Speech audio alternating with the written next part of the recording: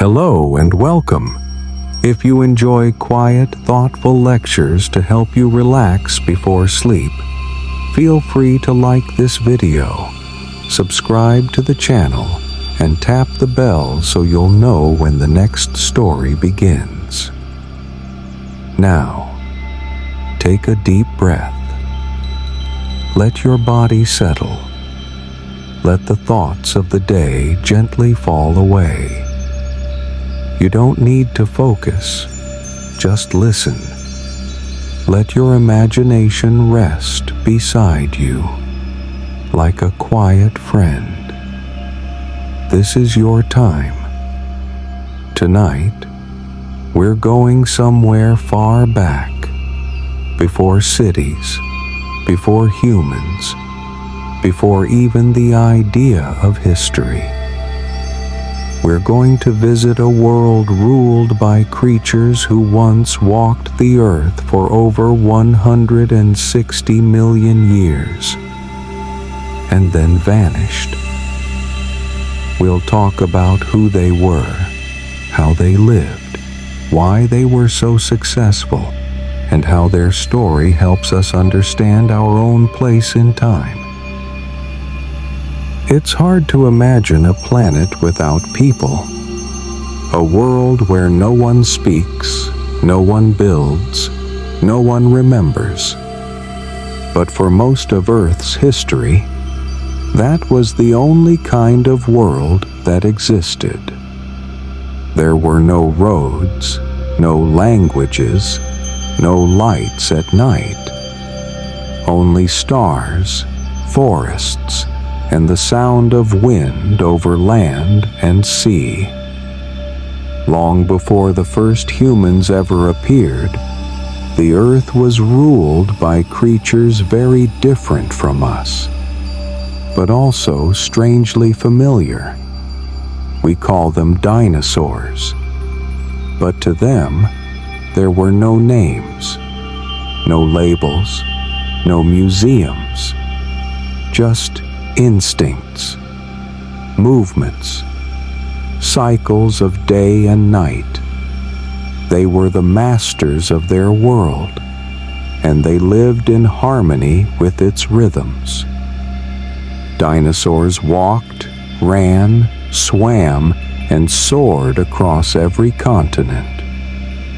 Some were the size of birds, others larger than houses. They lived in deserts, jungles, and plains. They nested, hunted, ate, grew, and died, leaving behind only bones, footprints, and questions. Even today, millions of years after they disappeared, they still live in our imagination, in books, in films, in childhood dreams. We wonder what they looked like, how they moved, how they sounded, and maybe most of all, we wonder why they're gone and what that means for us. Dinosaurs were not a single species. They were a great family, diverse, adaptable, and wildly successful. They lived through changes in climate, continental drift, and natural disasters. And then, one day, it ended. But before that final chapter, their story was long, deep, and beautiful. And tonight, we will gently walk through the time before time to remember the age when they were here, and we were not. To understand the dinosaurs, we first need to step back even further, because they didn't arrive at the beginning.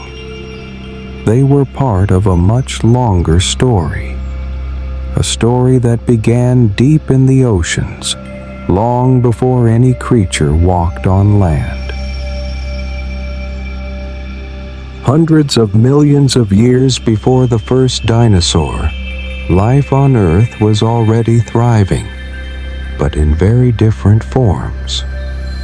This was the time of the Paleozoic era, which began over 540 million years ago. It lasted for nearly 300 million years, and during that time, life went through some of its most dramatic changes. In the earliest part of this era, all life was in the ocean. There were no trees, no birds, no mammals, just a rich, strange world beneath the waves. The seas were filled with creatures like trilobites, brachiopods, sea sponges, and early coral. Some had shells, some had soft, jelly-like bodies. Many of them looked like nothing we see today. Then, around 400 million years ago, some animals began to explore the land. Tiny plants were already growing along the edges of the water, simple mosses and liverworts. Over time, they became taller and stronger, leading to the first forests. Soon, insects followed. Then amphibians, animals that could breathe in air but still needed water to survive. By the late Paleozoic, the Earth was covered with dense forests, swamps, and giant insects, including dragonflies with wingspans as wide as eagles. Reptiles began to appear as well. They were small, fast, and better suited for dry land than amphibians. These early reptiles would one day give rise to the dinosaurs, but not yet. At the end of the Paleozoic era, about 250 million years ago, something catastrophic happened. Scientists call it the Permian extinction, and it remains the most severe mass extinction in Earth's history. More than 90% of marine species and over 70% of land species disappeared forever. The exact cause is still debated. It may have involved massive volcanic eruptions, climate collapse, ocean acidification, or all of these combined. Whatever the reason, the Earth was nearly emptied of complex life. Forests vanished. Coral reefs collapsed. Entire ecosystems were wiped away. But even in that silence, life was not gone. A few species survived, hidden in lakes, caves, or coastal places. Among them were some small, cold-blooded reptiles, ready to inherit a changed world. And in the next era, out of the ashes of loss, the dinosaurs would rise. The Earth had nearly gone silent. The forests were gone. The oceans were still. The skies, once filled with insects, now hung empty. It was the closest Earth had ever come to starting over. But life always finds a way to return. The Permian extinction, which occurred around 250 million years ago, was a turning point, an ending, and a beginning. The loss was massive. Entire food chains collapsed. Whole ecosystems disappeared. But this great clearing of life also created space. space for survivors to grow, to change, and to explore. In the millions of years that followed, the planet slowly began to recover. Volcanic activity decreased. The atmosphere stabilized.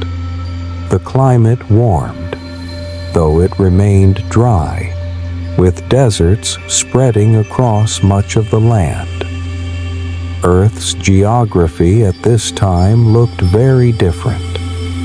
All the continents had joined together into one enormous landmass called Pangaea. This supercontinent stretched from pole to pole. It was surrounded by a vast ocean, and much of its interior was arid, dry, windy, and harsh. But life was returning. Plants began to grow again, tough, low vegetation that could survive with little water. New types of insects evolved, feeding on these hardy plants. And among the animals that had survived, reptiles began to thrive. They had dry, scaly skin that helped them retain water. They laid eggs with protective shells. They didn't need to return to water like amphibians. These traits gave reptiles an advantage in the dry, unpredictable climate of post-extinction Earth. Over time, they evolved into a wide variety of forms, some small and nimble, others larger and stronger. They filled the empty spaces left behind by vanished species. Among these early reptiles were the ancestors of crocodiles, turtles, lizards, and, eventually, dinosaurs. The world was still harsh. The skies were often filled with dust. The land was cracked and red. But step by step, life adapted. Earth was healing. And in this new recovering world, the stage was quietly being set for a very different kind of creature to rise. One that would grow, evolve, and dominate the planet for more than 160 million years. The age of dinosaurs was about to begin. Reptiles had taken over the recovering Earth, but not all reptiles were created equal. Some stayed small and simple. Others began to experiment with shape, with size, with movement. And among them, a very special group was quietly evolving. A group we would one day call dinosaurs. When most people hear the word dinosaur, they imagine anything that looks big, reptilian, and ancient. But scientifically, not every prehistoric reptile was a dinosaur, and not every dinosaur was huge or terrifying. So, what actually makes a dinosaur a dinosaur? It all comes down to anatomy, how their bones were built, how they stood, and how they moved. Dinosaurs were land-dwelling reptiles with a very specific posture. They stood with their legs positioned directly beneath their bodies, rather than splayed out to the sides like modern lizards or crocodiles. This upright stance allowed them to walk and run more efficiently, supporting much greater body weight and conserving energy. This may seem like a small detail, but it made a huge difference in how dinosaurs lived and evolved. Another key difference lies in their hip structure. Paleontologists divide dinosaurs into two major groups based on the shape of their hips. Sauriskia, the lizard-hipped dinosaurs. This group includes the theropods, like Tyrannosaurus rex and Velociraptor, and the sauropods, like Brachiosaurus and Diplodocus. Most theropods were meat-eaters and walked on two legs. Sauropods were enormous, long-necked herbivores that walked on all fours. Ornithischia, the bird-hipped dinosaurs. This group includes Triceratops, Stegosaurus, Ankylosaurus, and duck-billed dinosaurs. Most were plant eaters with heavy armor, crests, or horns. They developed unique ways of chewing and digesting tough vegetation. Ironically, despite the names, birds actually evolved from the lizard-hipped group, the Sauriskia, not from the bird-hipped Ornithischia. Confusing, perhaps, but evolution is rarely straightforward. True dinosaurs also had other traits in common. They laid eggs. They grew rapidly in early life. Many had hollow bones and evidence of feathers or feather-like structures, especially among the theropods. Over time, dinosaurs diversified into hundreds of species, from the chicken-sized to the house-sized, from fast runners to slow giants, from solitary hunters to social grazers.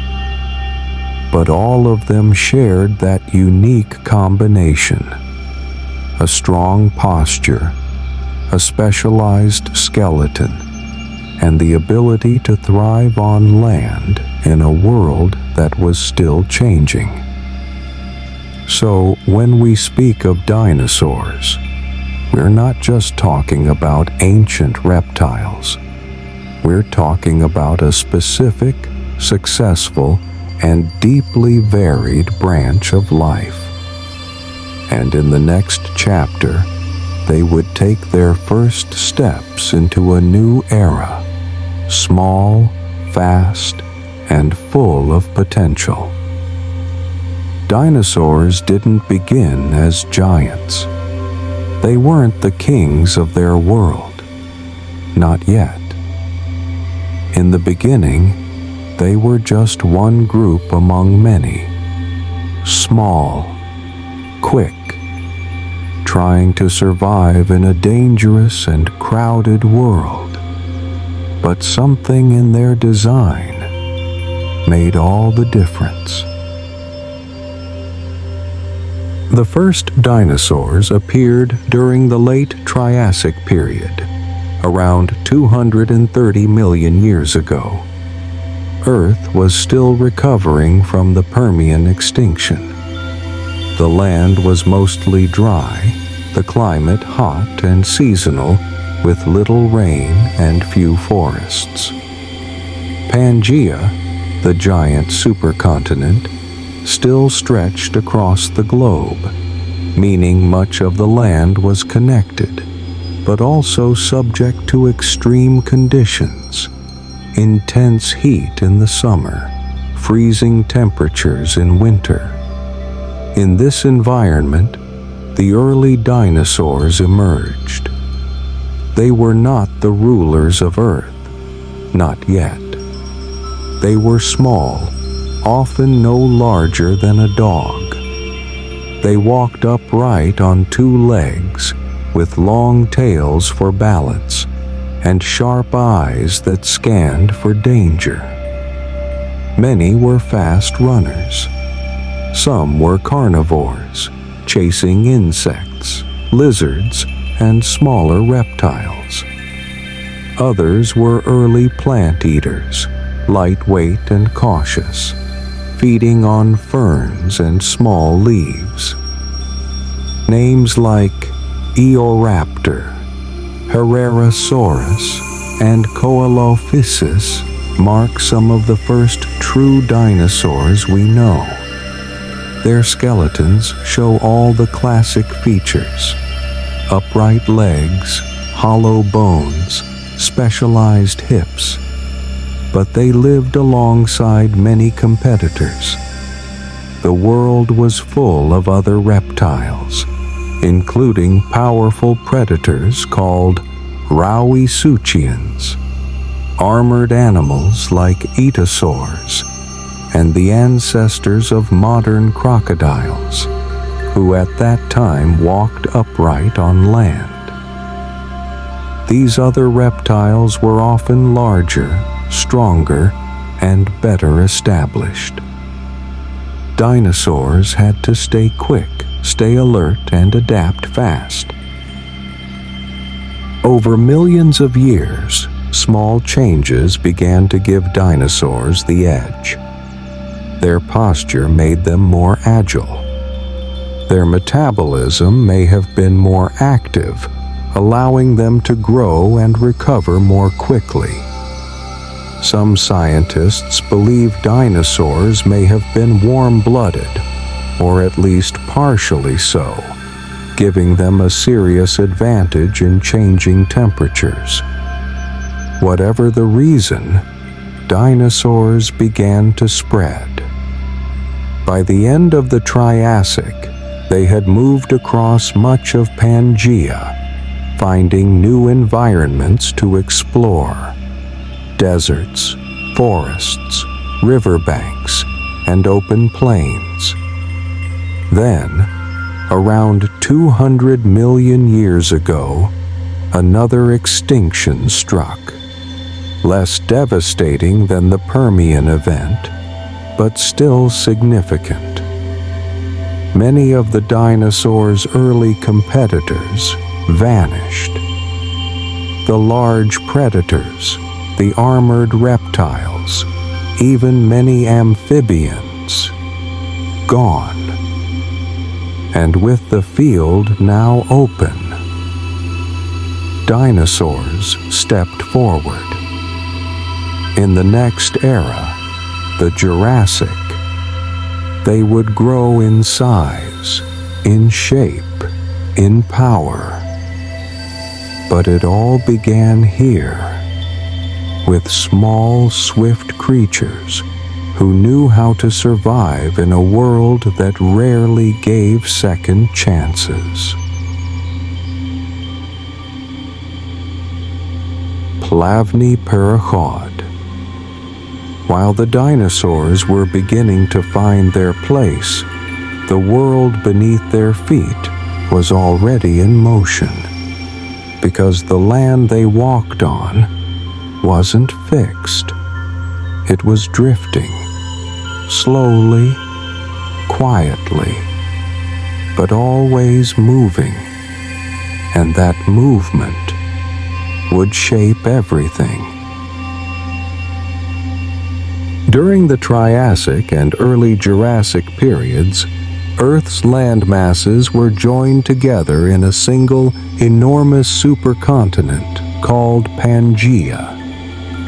It stretched from the northern polar region almost all the way to the southern pole, a vast, continuous landscape of deserts, mountains, forests, and plains. This meant that animals, including early dinosaurs, could move freely across huge distances, from what we now call South America to Asia, from Africa to North America, all without crossing oceans. But Pangaea also had its challenges. Because it was so large, and because most of it was far from the sea, the interior of the continent experienced extreme climates. The summers were hot and dry, the winters cold and harsh. Rainfall was limited, and water sources were often far apart. Many regions were desert-like, with strong winds, sandstorms, and sudden droughts. Only near the coasts did lush forests and river valleys offer more stable habitats. And even there, the weather could change quickly. This environment demanded adaptation. Only the hardiest plants could survive inland, mostly conifers, ferns, and low, tough shrubs. Animals needed to travel long distances to find food and water.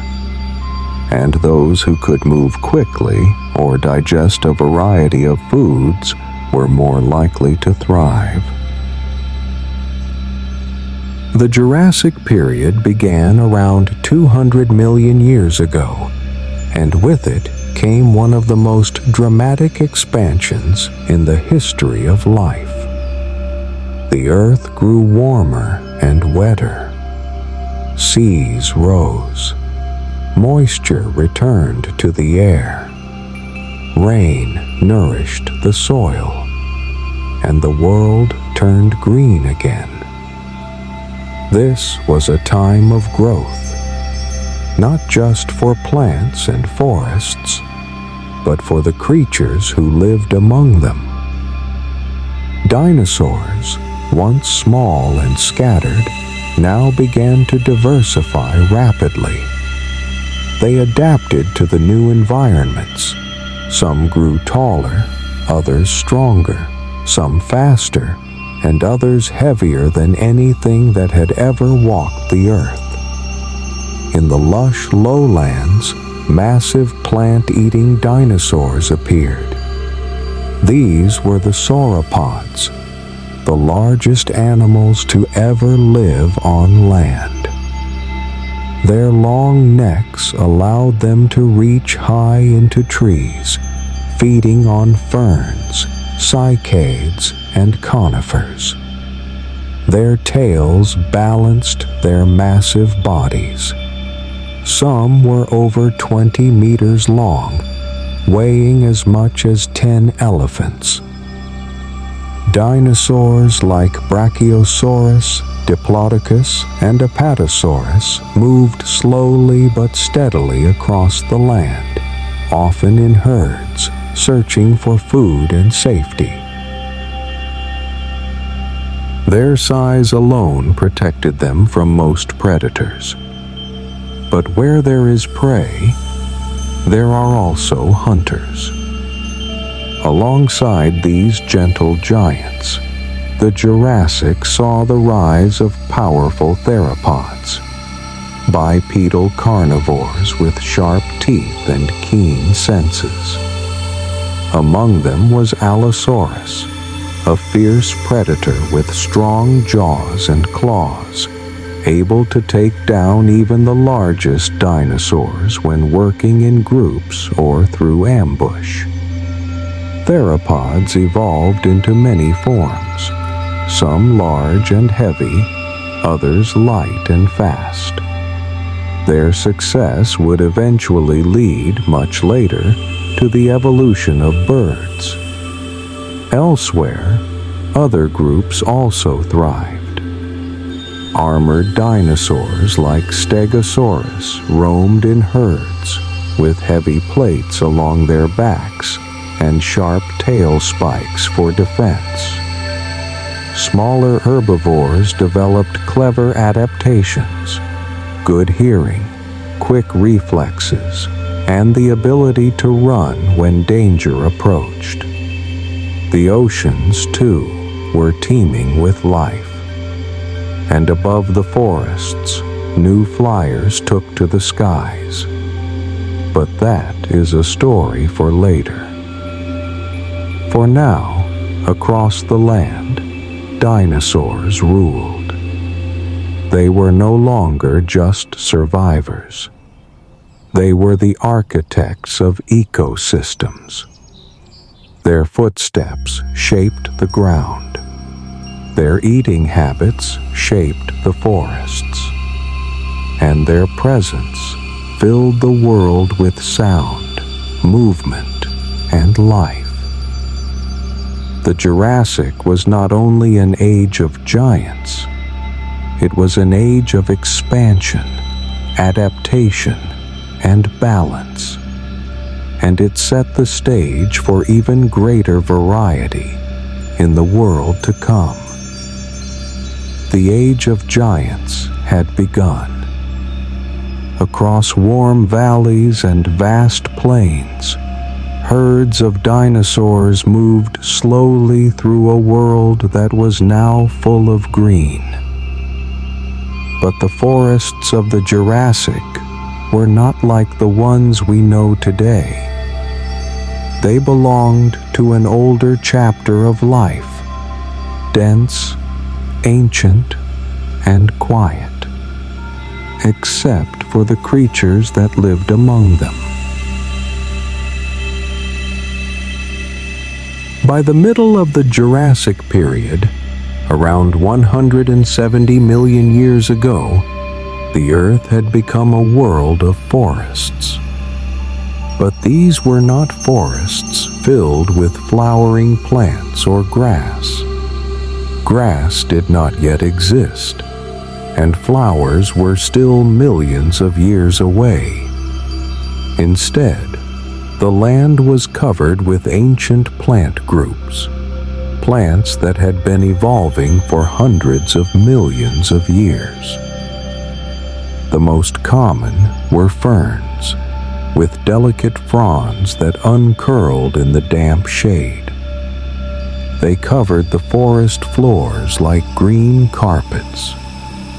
Alongside them grew cycads, plants that looked like a cross between palm trees and pineapples, with stiff leaves and thick trunks. Towering above all were the conifers, the ancestors of modern pines and redwoods. They formed tall canopies, casting shade and catching sunlight high above the ground. These plants reproduced without flowers. Instead, they used spores or cones and relied on wind to carry their pollen. In this green world, dinosaurs adapted their bodies and behaviors to feed, move, and survive. The long-necked sauropods browsed high into the canopy, sweeping their heads from side to side, stripping branches of leaves. Some species, like Brachiosaurus, had longer front legs than back legs, allowing them to reach even higher than others. Other sauropods fed closer to the ground, pulling ferns and cycads with peg-like teeth, swallowing food without much chewing, and relying on massive stomachs to do the work. Smaller plant eaters, like Stegosaurus, fed lower to the ground, using beak-like mouths to bite tough vegetation. Their bodies were armored, not for hunting, but for defense.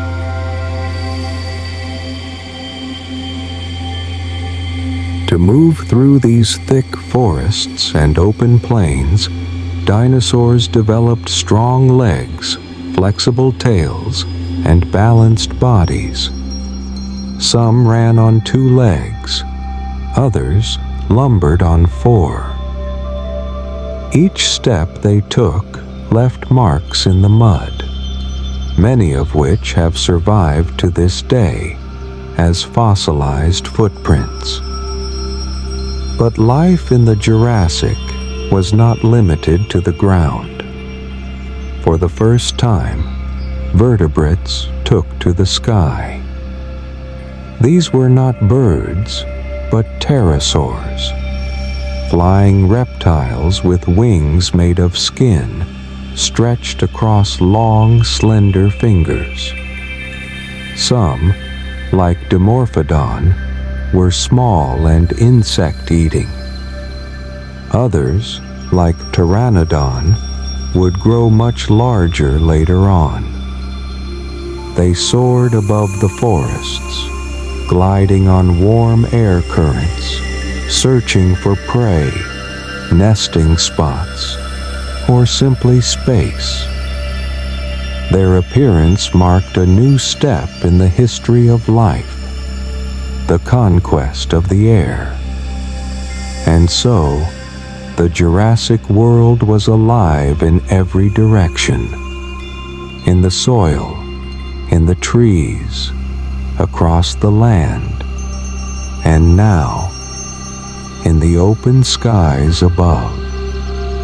In the quiet forests of the Jurassic, some dinosaurs stayed small and nimble. Others grew armored and defensive. But one group chose another path entirely. They grew enormous, not for speed, not for stealth, but for reach, for safety, and for survival. And in doing so, they became the largest land animals the world has ever known. The sauropods were a group of plant-eating dinosaurs that reached a size unmatched by any other creatures on land, before or since. They first appeared in the late Triassic, but during the Jurassic period, around 180 million years ago, they began to evolve into true giants. Species like Diplodocus, Brachiosaurus, Apatosaurus, and Camarasaurus measured up to 30 meters in length and weighed as much as 70 tons, more than 10 fully grown elephants. How did they get so big? Scientists are still exploring this question, but part of the answer lies in how they were built. Sauropods had long, pillar-like legs to support their weight, and long counterbalancing tails for stability. Their bones were filled with air pockets, making them lighter than they appeared, and their necks were among the most extraordinary adaptations in Earth's history. Some sauropod necks reached 15 meters in length, but unlike giraffes, sauropods had many small vertebrae, each connected by a system of ligaments and air sacs. This allowed the neck to stay strong, but flexible and light. Why such long necks? There are several theories. One suggests they allowed sauropods to feed high in the trees, reaching leaves that no other herbivores could access. Another theory proposes they could sweep their necks across wide areas without having to move their massive bodies, saving energy. It's possible they also helped with cooling, releasing excess body heat over a large surface. And in some species, the neck may have been used for display or even gentle combat between rivals. Whatever the reason, the long neck was key to their success. But being large also meant they had to eat a lot. Some scientists estimate that a full-sized sauropod needed to eat hundreds of kilograms of plants each day. To do this, they likely grazed almost constantly, plucking leaves with simple peg-like teeth, swallowing without much chewing, and relying on large fermenting stomachs to break down the food slowly. They likely had multi-chambered digestive systems, similar to modern cows, and their huge size helped retain heat and process food efficiently. Despite their bulk, sauropods may have grown very quickly. Fossil evidence suggests that some could reach full size in as little as 20 to 30 years, an astonishing pace for such a massive animal. Their young likely hatched from eggs no bigger than a football. Vulnerable at first, they grew rapidly to avoid predators. And speaking of predators, very few dared to attack a fully grown sauropod. Their sheer size was their greatest defense. But juveniles may have traveled in herds, protected by numbers and by the watchful eyes of adults. Sauropods lived on every continent, from North and South America to Africa, Asia, and even Antarctica. They were gentle giants, slow-moving but deeply successful, and their bones, discovered in deserts and cliffs today, remind us of just how big life can become when the conditions are right. They walked the earth for over 100 million years, and though they are long gone, their story still stretches out like their necks across time. While the great sauropods shaped the forests by their size and appetite, they were not alone.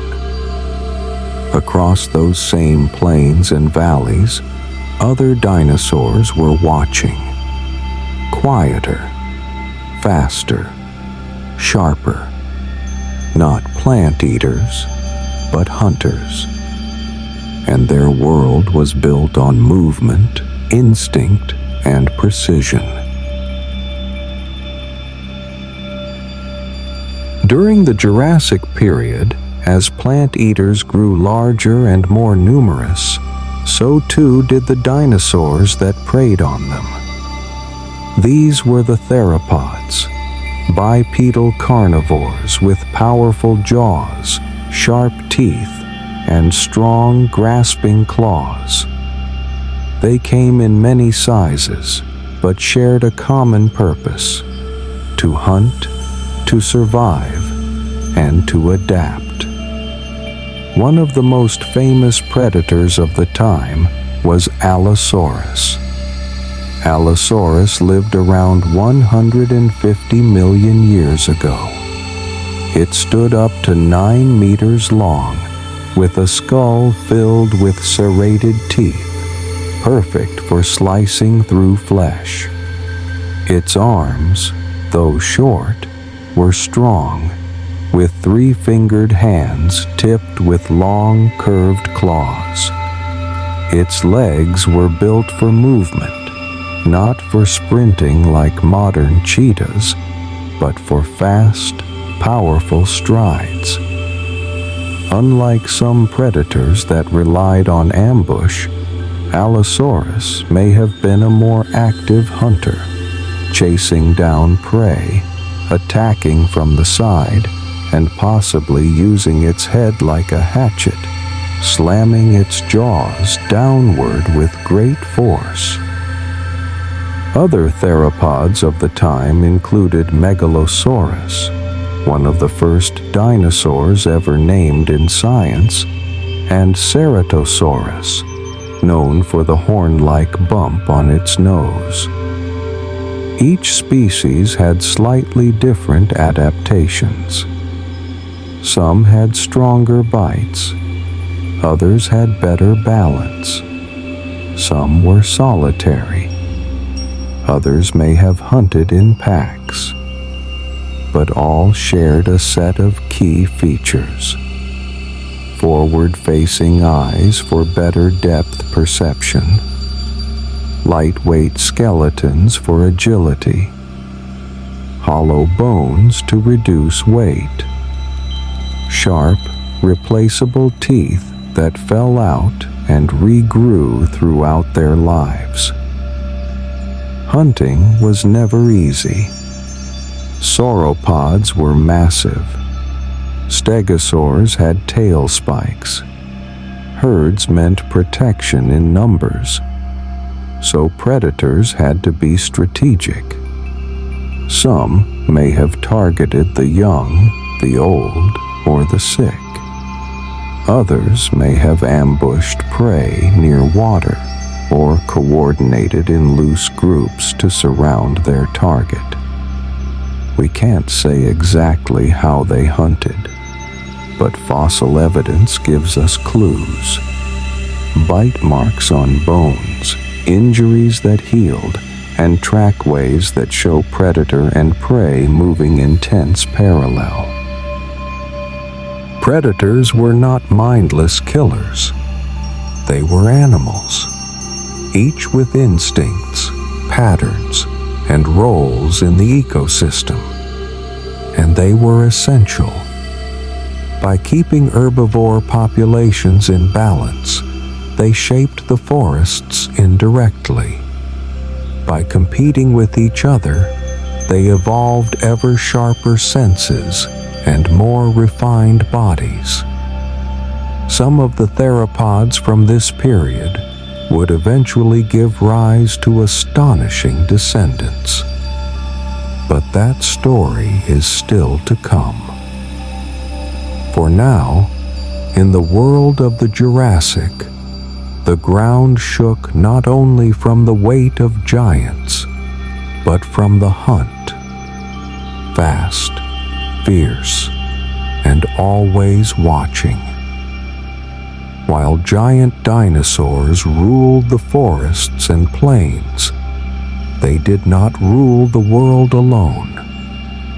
Far from the trees, beneath the waves, and high above the canopies, other creatures were carving out their own kingdoms.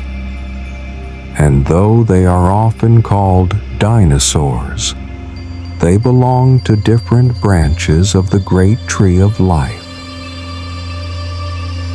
When people imagine the world of dinosaurs, they often picture creatures swimming in the oceans or flying through prehistoric skies.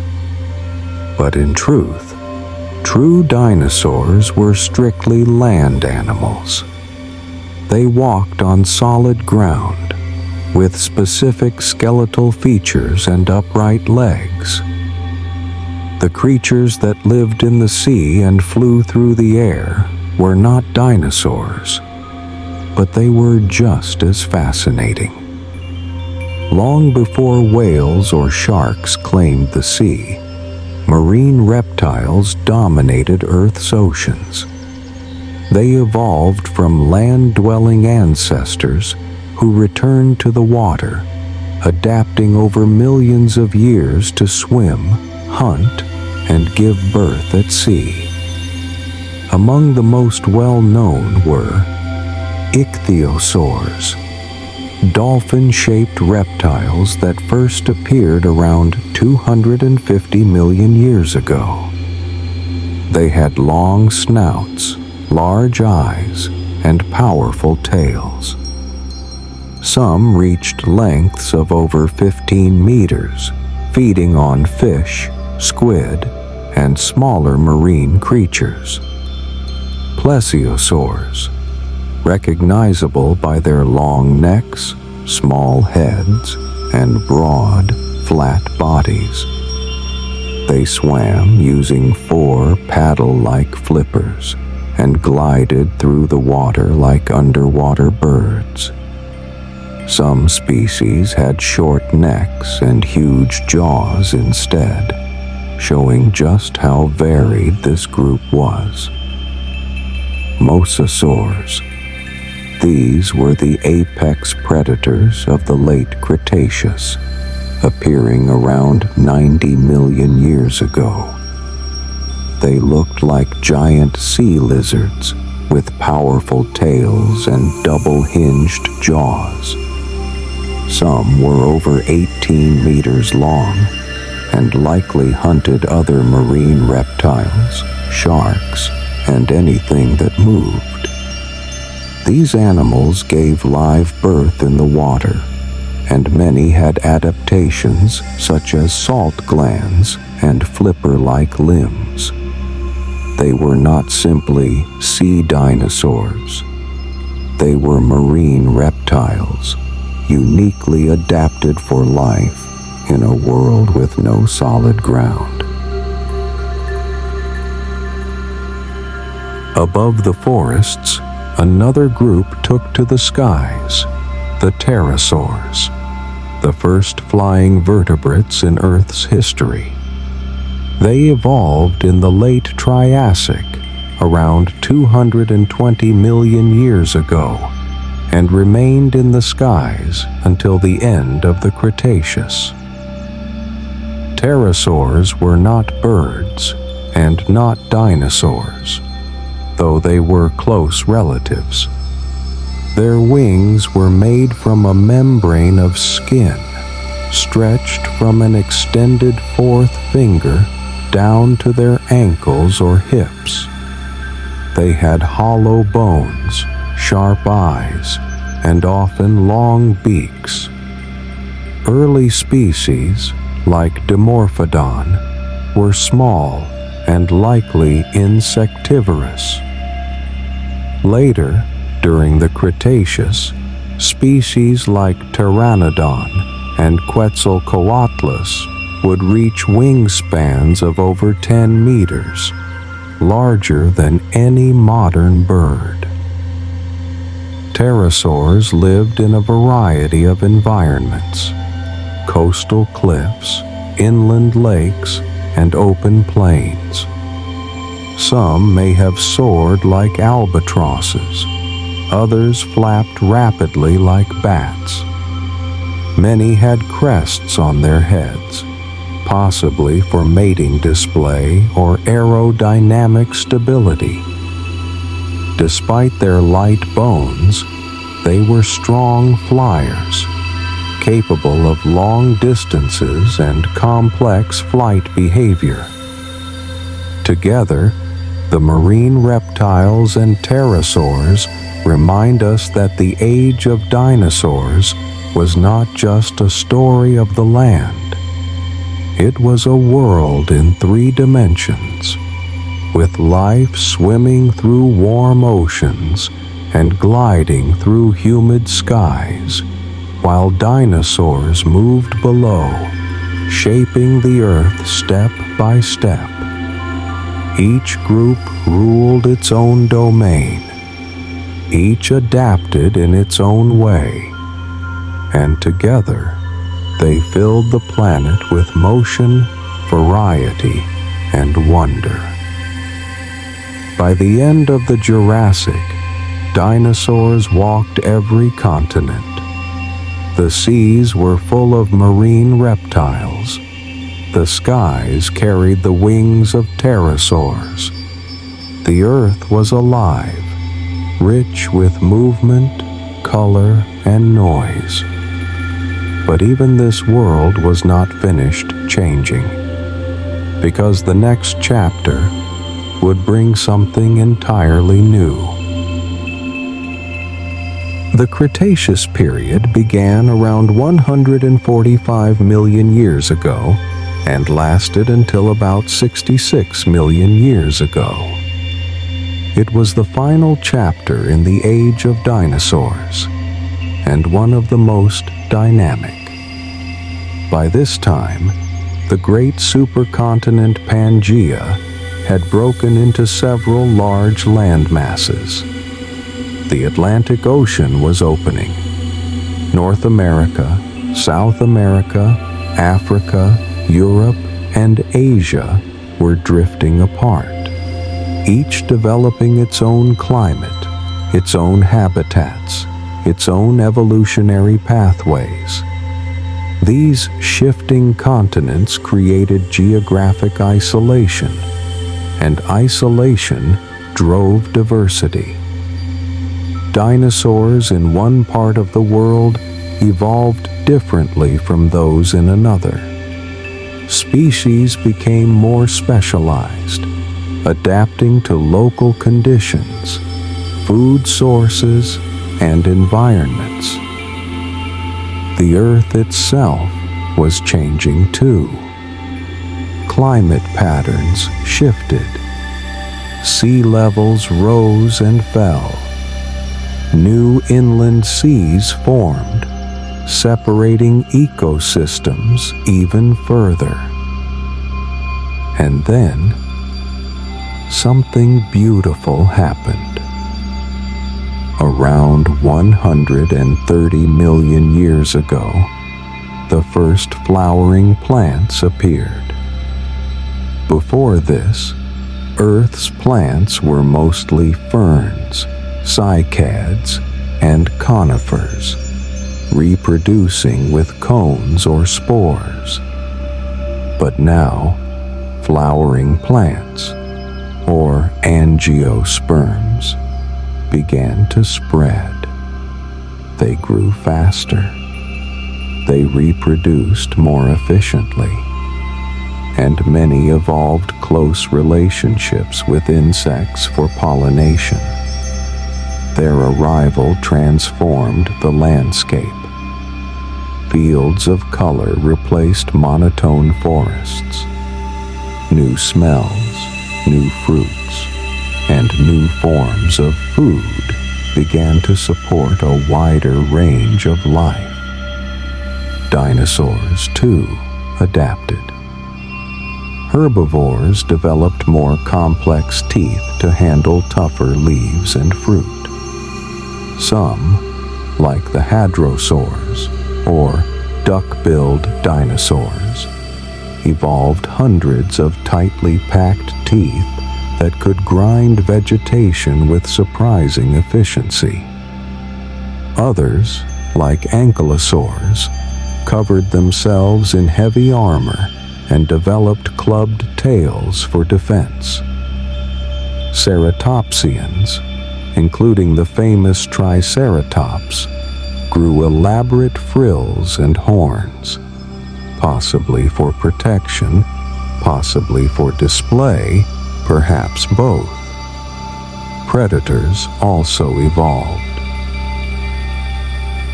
The tyrannosaurs, once mid-sized hunters, grew larger and more dominant, culminating in the massive Tyrannosaurus rex, who appeared toward the very end of the Cretaceous. Meanwhile, in the skies, pterosaurs became more specialized, and birds, descendants of small feathered theropods, were beginning to appear in greater variety. This was a world of innovation. Faster, more colorful, more connected.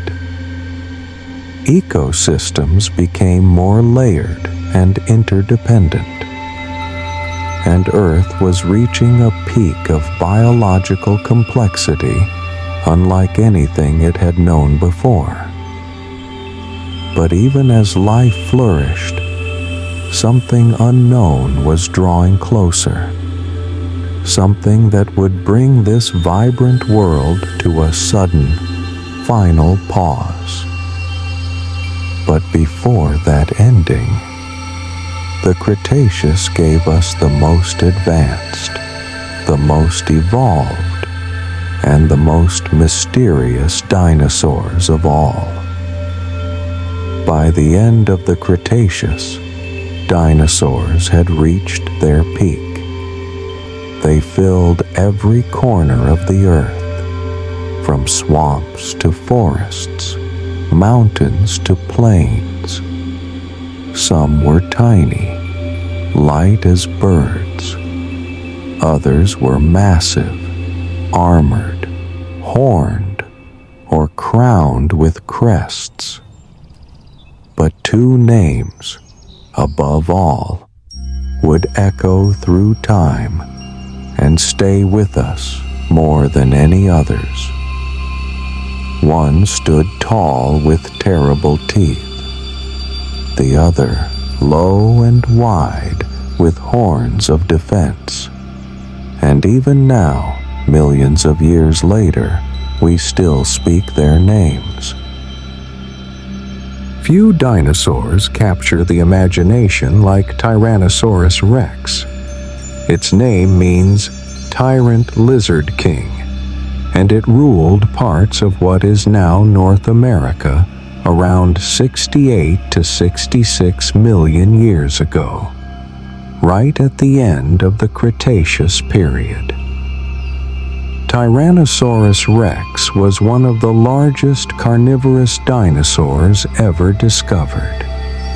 It stood up to 4 meters tall at the hips, measured over 12 meters long, and weighed more than 8 tons. Its skull alone could be over 1.5 meters long, filled with massive bone-crushing teeth, some as long as a banana.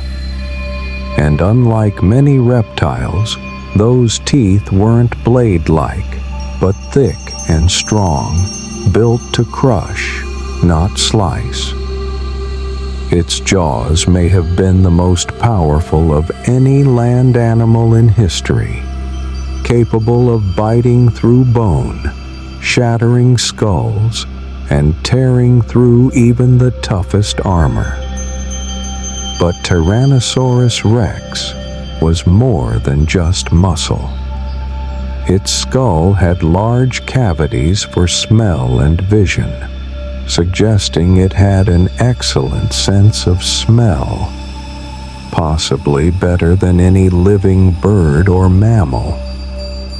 Its eyes faced forward, providing depth perception, crucial for a predator.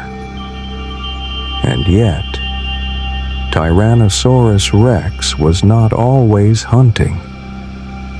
Some paleontologists believe it may also have scavenged when the opportunity came. It was likely an opportunist, both hunter and scavenger, depending on the situation. And what about those tiny arms? Though often joked about, they were not useless. They were heavily muscled and may have helped hold struggling prey, or played a role during mating or balance when rising from rest. Near this apex predator lived another icon of prehistory, the mighty Triceratops. Its name means three-horned face, and it too lived around 68 to 66 million years ago in the same regions as Tyrannosaurus rex. Triceratops was a ceratopsian, a group of herbivorous dinosaurs known for their frills and facial horns. It had 2 long horns above its eyes and a shorter one on its nose.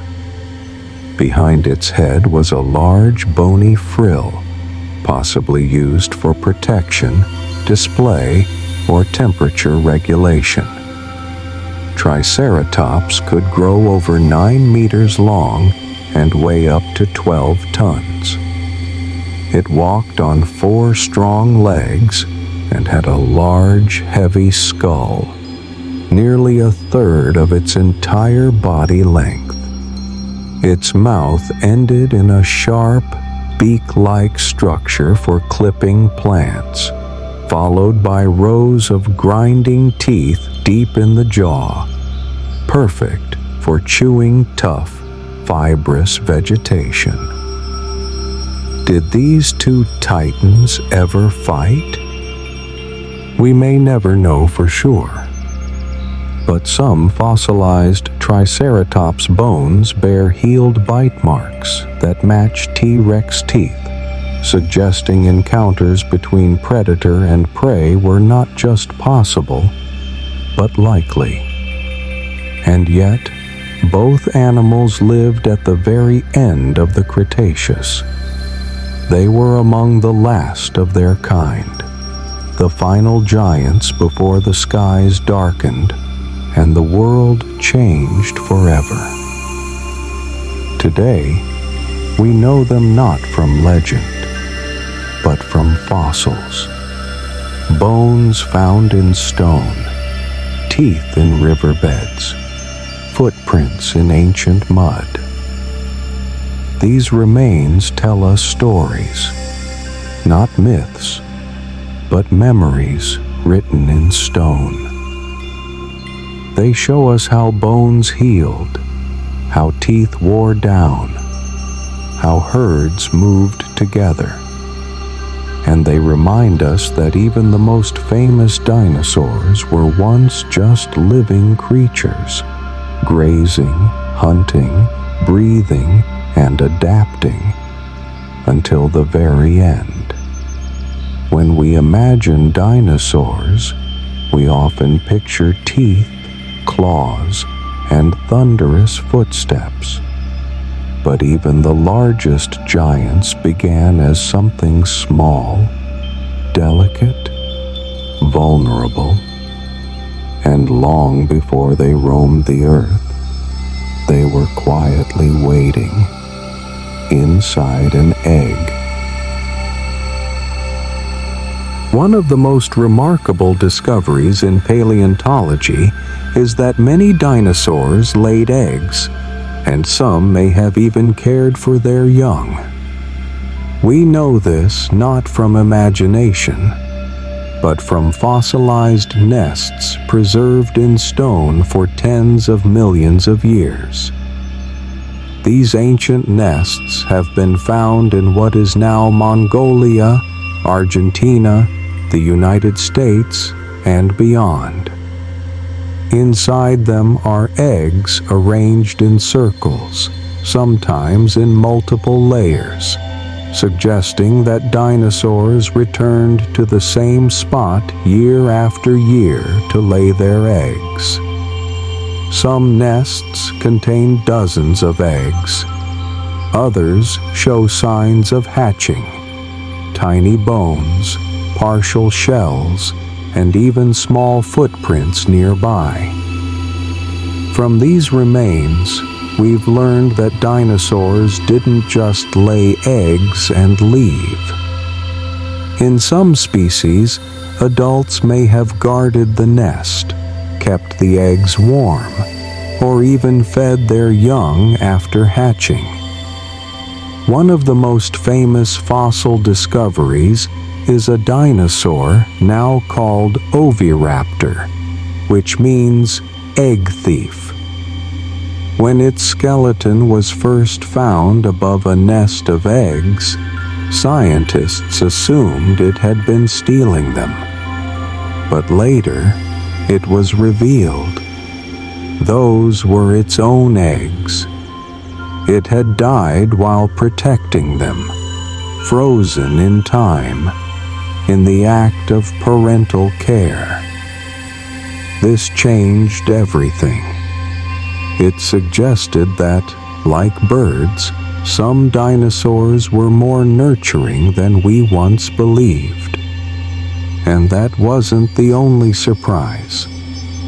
Fossilized embryos, tiny skeletons preserved inside unhatched eggs, have shown that baby dinosaurs developed quickly. Some species may have hatched with open eyes, ready to walk within hours. Others likely stayed in the nest longer, depending on their parents for warmth or food. As for growth, dinosaurs grew fast. Some, like sauropods, may have gone from the size of a house cat to several tons in just a few decades. Their bones show growth rings, like trees, lines that mark pauses in growth, often caused by seasons, stress, or lack of food. From these rings, scientists can estimate how long a dinosaur lived, how fast it grew, and even whether it experienced illness or injury. And how do we know all this? Through careful study of fossils, not just bones, but eggshell fragments, tooth marks, nesting sites, and even rare impressions of skin, feathers, or soft tissue. CT scans, microscopes, and modern technology help scientists peek inside stones without breaking them. And new discoveries happen every year. Each fossil adds another detail to the picture we're still building, not just of how dinosaurs looked, but how they lived. They weren't just cold-blooded monsters. They built nests. They protected their young. They learned, grew, and sometimes stayed in families. Even the fiercest hunters may have once rested beside their eggs, waiting for the sound of tiny claws tapping gently from within. For millions of years, the world of dinosaurs was silent, buried beneath layers of earth, forgotten under stone. But time is patient, and eventually, their bones began to speak. Dinosaurs disappeared from the earth over 66 million years ago. Yet today, we know more about them than ever before. The science that makes this possible is called paleontology, the study of ancient life through the evidence left behind. That evidence comes in many forms. The most familiar are fossils, the preserved remains of once living organisms. These include bones, teeth, claws, eggs, and even feathers or skin impressions. Fossils form over time when an animal dies in just the right conditions, often in mud, sand, or ash. Over thousands, then millions of years, minerals slowly replace the original tissue, turning bone to stone. What's left is not the actual bone, but a rock shaped like it, a perfect copy of the past. Sometimes we find complete skeletons. More often, we find fragments, a single tooth, part of a leg, a jawbone curled in stone. Each piece tells a part of the story, but bones are not the only evidence. In some places, we find footprints, tracks pressed into soft earth, then hardened by time.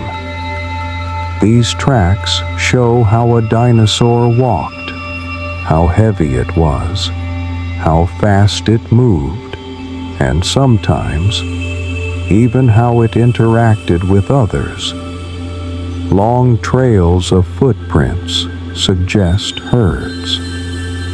Parallel tracks suggest movement in groups.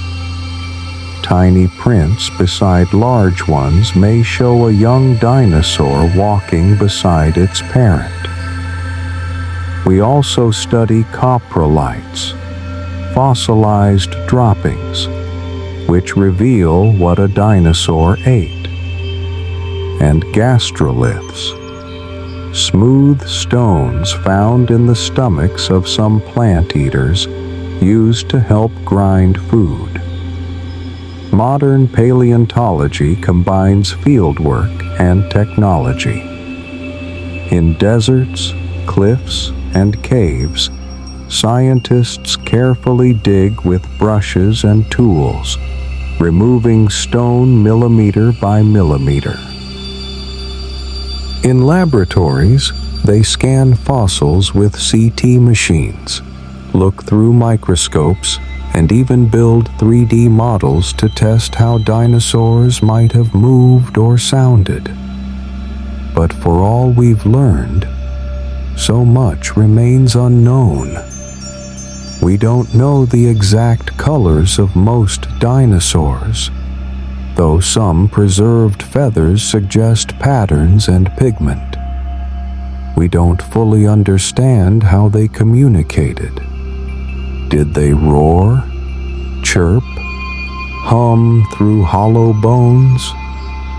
We may never know how intelligent they were, what emotions they felt, or how it really looked to stand beneath a towering sauropod or hear the footsteps of a T-Rex in the distance.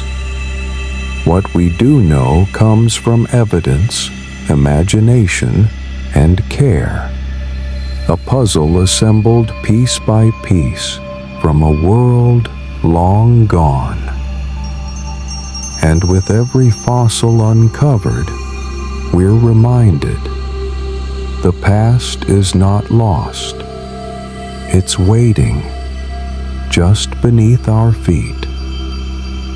For more than 160 million years, dinosaurs had walked the earth. They had adapted, survived, and flourished. Through shifting continents, changing climates, and new evolutionary challenges, they endured. But every story has an ending, and this one came quickly. Around 66 million years ago, at the end of the Cretaceous period, a catastrophic event changed life on Earth forever. The most widely accepted explanation is the asteroid impact theory. According to this theory, a massive asteroid, estimated to be about 10 kilometers wide, struck the Earth near what is now the Yucatan Peninsula in Mexico. The impact created a crater over 180 kilometers wide and released more energy than 1 billion atomic bombs. In an instant, forests burned. Tsunamis raced across oceans. Shockwaves circled the globe. But the true devastation came in the days, weeks, and years that followed. Dust and ash rose into the atmosphere, blocking sunlight around the planet. Photosynthesis stopped. Temperatures dropped. What followed was a kind of impact winter, a global darkness that lasted months, perhaps years. Without sunlight, plants began to die. Without plants, herbivores starved. And without herbivores, predators followed. Entire ecosystems collapsed. At the same time, there was intense volcanic activity in what is now India, a region called the Deccan Traps. For thousands of years before and after the impact, massive eruptions released gas, ash, and lava, changing the chemistry of the atmosphere and adding further stress to an already struggling planet. Between the asteroid, the volcanoes, and the changing climate, about 75% of all species on Earth disappeared. This included nearly all dinosaurs, as well as flying reptiles, large marine reptiles, ammonites, and countless smaller organisms. But some things survived. Small mammals, certain birds, insects, plants, fish. Life did not vanish entirely. It changed. And from those survivors, new stories began. But for the dinosaurs, the age of giants was over. What caused their extinction? Was it the asteroid alone? The volcanoes? A perfect storm of disasters? We may never know every detail, but the evidence is clear. Something extraordinary happened, and it ended a world. Today, we find signs of this moment in a thin layer of clay found all over the planet. That layer contains high levels of iridium, a metal rare on Earth, but common in asteroids. It marks the boundary between two great ages, the Cretaceous and what came after. And buried within that layer is silence. In the aftermath of extinction, the Earth was changed. Forests regrew slowly, oceans calmed, and into the empty spaces left behind, new creatures began to rise. Among the survivors were small mammals, furry, warm-blooded, and adaptable. They had lived in the shadows during the age of dinosaurs, often hiding underground, feeding at night, avoiding the attention of predators. But now, with the great reptiles gone, they began to grow.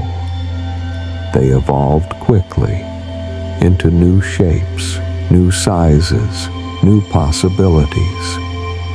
Over millions of years, mammals gave rise to everything from mice to whales, from wolves to elephants, from primates to humans. But the dinosaurs didn't disappear entirely. One small group survived: the birds. Birds are not just descendants of dinosaurs. They are dinosaurs. Their bones, their breathing systems, their eggs, even their feathers, are all inherited from ancient theropods. When you see a pigeon, a sparrow, an eagle, or a crane gliding through the air, you are seeing the last branch of a once great family. They are the living legacy of creatures that once ruled the earth. Today, we walk in a world built on the remains of that ancient age. Mountains made from uplifted seafloors. Coal formed from ferns that dinosaurs once walked through. Footprints frozen in stone. Fossils beneath our cities. The age of dinosaurs lasted for more than 160 million years. Human history, in comparison, is a blink, just a whisper in the timeline of Earth. But through study, through care, through science, we are beginning to remember what was once forgotten.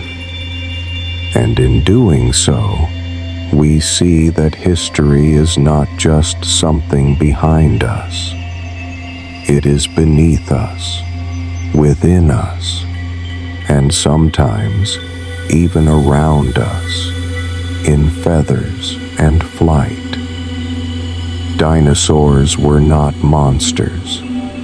They were not myths. They were living beings, growing, breathing, adapting, caring for their young, surviving in a world both strange and familiar. They walked the same earth we walk now, under the same sun, beneath the same stars. They remind us how powerful life can be, how fragile, how temporary, and how resilient. Tonight, as you close your eyes, remember that deep beneath the surface of your world is the memory of another. A world of giants, of forests that no longer exist, of skies filled with wings that have long turned to dust, but also of legacy, of stories written in stone and still unfolding. Sleep well, and may your dreams carry you gently across ancient landscapes where the earth was young and everything seemed possible.